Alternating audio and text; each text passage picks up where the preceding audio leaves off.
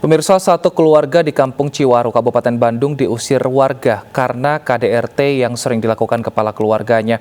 Warga semakin geram setelah mengetahui anak perempuan dari istri pertamanya mengandung 2 bulan karena diperkosa pelaku.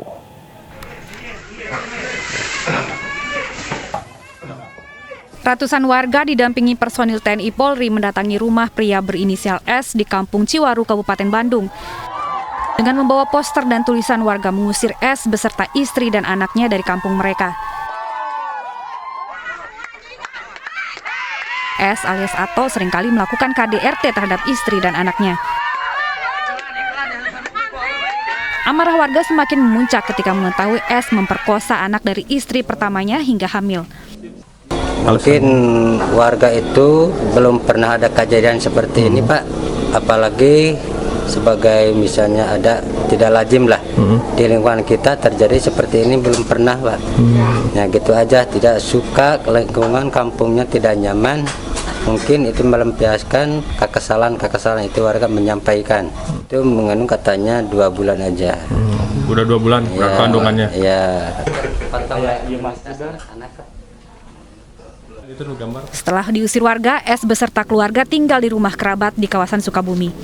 Peristiwa pengusiran yang berawal dari kasus KDRT dan asusila ini tidak dilanjutkan secara hukum karena istri Ato yang menjadi korban KDRT ataupun anak perempuan yang menjadi korban perkosaan hingga mengandung tidak melapor ke polisi. Dari Bandung, Jawa Barat, Muji Praitno, iNews melaporkan. Polisi mengamankan seorang ibu yang meninggalkan bayinya di rumah warga. Dari hasil pemeriksaan, sang ibu mengalami kegangguan kejiwaan.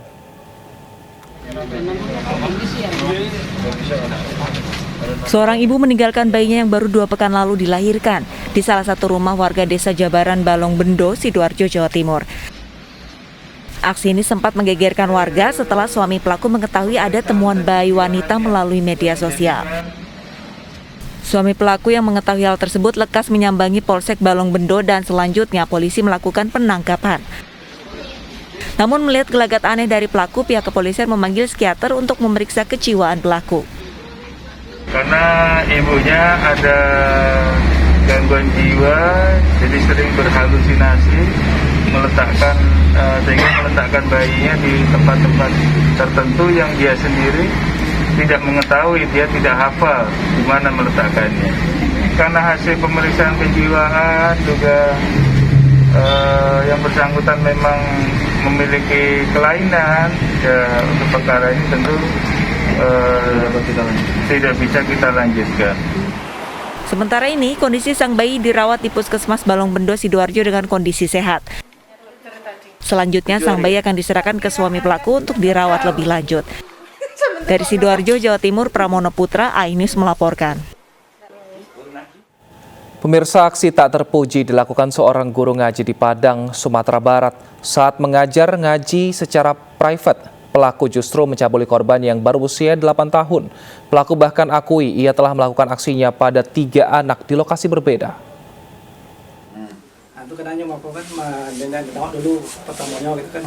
Apa yang dilakukan pria ini sungguh tak terpuji. Penjaga masjid yang juga menjadi guru mengaji ini mencabuli muridnya. Perbuatan tak terpuji ini dilakukannya saat memberikan les ngaji secara pribadi. Si bejatnya terbongkar saat korban melapor kepada orang tuanya. Ini merupakan guru mengaji privat dari korban, seorang anak yang berusia 8 tahun, yang mana anak tersebut les privat yang sudah lama. Jadi kemudian cara dia Ustadz ini mengaji tidak melakukan privatnya di sebagian mesnya di tempat biasa di luar ini di dalam kamar. Jadi ada kesempatan atau niat seorang ustadz tersebut melakukan aksinya. Jadi awalnya dia tuh udah lama mengajak anak ini di dalam kamar garin ini, kemudian kesempatan di sana. Jadi aksinya itu sudah berulang kali. Pelaku mengaku telah melakukan perbuatannya terhadap 3 anak di lokasi yang berbeda. Atas perbuatannya, tersangka dijerat pasal 82 tentang Undang-Undang Perlindungan Anak dengan ancaman hukuman maksimal 15 tahun penjara. Dari Padang, Sumatera Barat, Budi Sunandar, iNews melaporkan. Tim penyidik unit PPA Polres Batang, Jawa Tengah akhirnya menerapkan pasal perlindungan anak untuk menjerat pelaku pedofilia. Pelaku yang terbukti mencabuli puluhan anak di bawah umur. Pelaku FWR tak berdaya saat digiring tim Resmob Polres Batang. Dalam melakukan aksinya, pelaku mengiming-imingi sejumlah uang sebesar Rp35.000 kepada para korbannya. Berdasarkan penyelidikan sementara, baru 4 korban yang bersedia memberikan kesaksian. Namun pelaku sudah mencabuli 30 anak selama kurun waktu 2 tahun. Tersangka akan dijerat dengan pasal berlapis tentang perlindungan anak dengan ancaman maksimal 15 tahun penjara. Korban pertama dulu, kemudian oral, kemudian. Untuk mengetahui perkembangan terkini kasus pedofilia terhadap puluhan anak di Batang, Jawa Tengah, kita sudah terhubung dengan Kasat Reskrim Polres Batang, AKP Budi Santoso. Selamat siang, Pak Budi. Selamat siang, Mas Wilken. Baik, Pak Budi, hingga saat ini sudah berapa korban yang melapor dan dari pengakuan pelaku ada berapa korban? Sampai saat ini, untuk yang pelapor tetap di 4 anak. Tadinya 2 anak yang diketahui, sekarang sudah sampai jadi 2 anak, jadinya 4 anak. Baik, untuk kronologi saat merayu anak, apa yang dilakukan pelaku ini, Pak? Untuk merayu anak, dia datang ke rumah korban. Untuk ke rumah korban, membawa si 2 orang anak itu korban, yaitu berinisial DJS sama AA.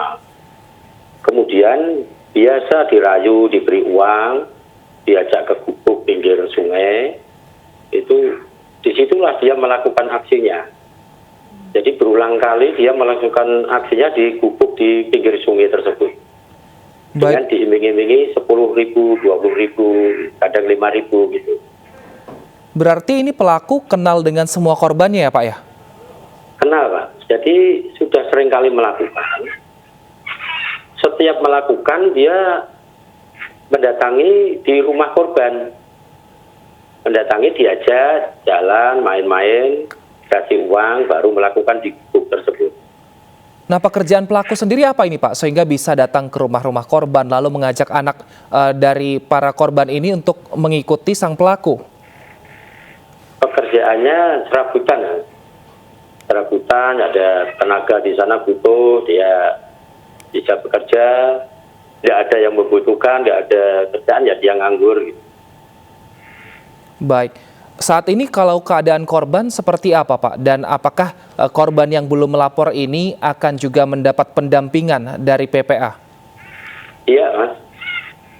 Sekarang korban baru diadakan pendampingan, jadi dari Pemda sudah juga menyiapkan tim psikologi untuk biar tidak terjadi trauma berkepanjangan terhadap anak tersebut. Kalau orang tua pelaku sendiri, adakah yang disampaikan kepada pihak polisian mengenai tuntutan yang sudah diterapkan kepada pelaku, Pak? Iya, orang tua dari korban itu mengharapkan agar pelaku mendapatkan hukuman yang setimpal karena sudah merusak apa yang menjadi harapan dari anak-anaknya, biar masa depannya tidak sampai terjadi seperti itu lagi. Baik, ini menurut pelaku kan ada 30 anak. Apakah dari lingkungan yang sama, dari satu desa yang sama, atau dari beberapa daerah, Pak Budi? Untuk sementara, itu 30 itu belum ada yang melaporkan, masih kita kejar terus untuk di wilayah si korban. Yang sementara 4 itu satu wilayah. 4 itu satu wilayah, dan yang lainnya belum berani atau malu atau bagaimana, belum ada yang melaporkan. Baik, terima kasih AKP Budi Santoso, Kasat Reskrim Polres Batang telah bergabung bersama kami di iNews Siang. Pemirsa, sopir Vanessa Angel Tubagus Jodi kini ditahan di Mapolres Jombang. Ia ditetapkan menjadi tersangka karena diduga melanggar aturan lalu lintas. Jodi dijerat pasal 310 Undang-Undang Nomor 22 Tahun 2009 tentang lalu lintas dengan ancaman mulai dari denda jutaan rupiah hingga 6 tahun penjara. Jodi dinilai melebihi batas kecepatan saat berkendara. Sebelumnya penyidik Polda Jawa Timur telah memeriksa 10 saksi. yaitu warga yang berada di lokasi kecelakaan, orang tua Jody, hingga saksi ahli. Tubagus Jody dinilai lalai dalam mengemudi hingga menyebabkan Vanessa Angel dan suaminya meninggal dunia.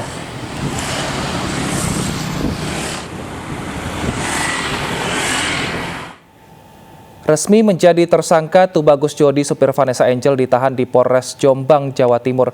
Untuk mengetahui kondisi terkini, kita sudah terhubung dengan Muhtar Bagus. Selamat siang, Muhtar. Bagaimana perkembangan penyidikan kasus kecelakaan maut yang menewaskan Vanessa Angel dan suami? Ya, selamat siang.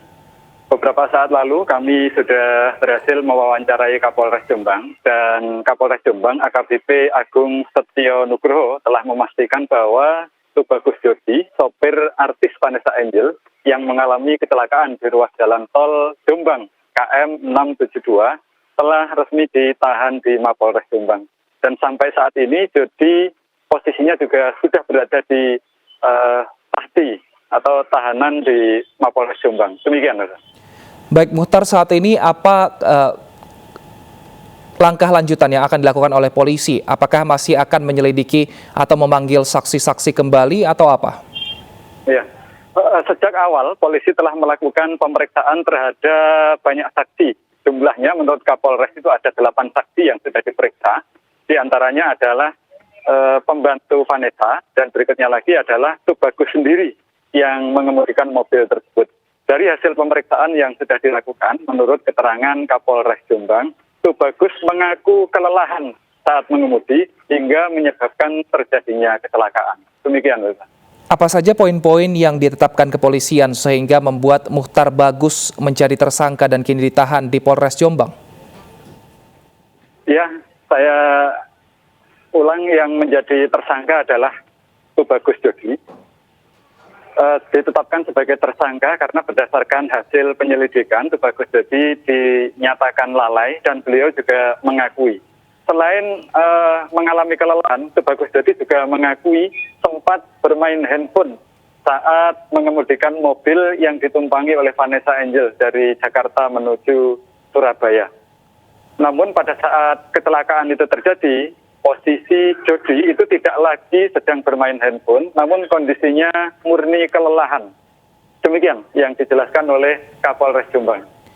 Baik, Muhtar, apakah ada pemeriksaan lainnya seperti pemeriksaan pemakaian barang-barang terlarang dari pihak kepolisian yang dilakukan terhadap Tubagus Jody? Ya, sejak prosesnya masih berjalan di Kepolisian Daerah Jawa Timur atau di Polda Jatim, rangkaian proses pemeriksaan telah dilakukan oleh petugas terhadap sopir Jody ini. Dan termasuk diantaranya adalah pemeriksaan tes urin yang kemudian hasilnya diketahui bahwa Jody negatif narkoba. Demikian. Baik, terima kasih Muhtar Bagus melaporkan langsung dari Polres Jombang. Terima kasih. Pemirsa, seorang pasien terpaksa diangkat warga demi melewati jembatan yang sedang dibangun di Luwu. Selengkapnya kami hadirkan usai jeda, tetap bersama kami di iNews Siang.